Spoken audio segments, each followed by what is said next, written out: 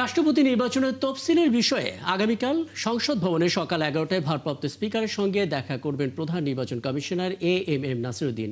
আজ নির্বাচন কমিশনের সিনিয়র সচিব আখতার আহমেদ সাংবাদিকদের কথা জানান। নিয়ম অনুযায়ী রাষ্ট্রপতি নির্বাচনের তফসিল ঘোষণার আগে স্পিকারের সঙ্গে সাক্ষাৎ করেন সিইসি। সেই অনুযায়ী ভারপ্রাপ্ত স্পিকার কায়সার কামালের সঙ্গে এই বৈঠক করবেন সিইসি এএমএম নাসিরুদ্দিন।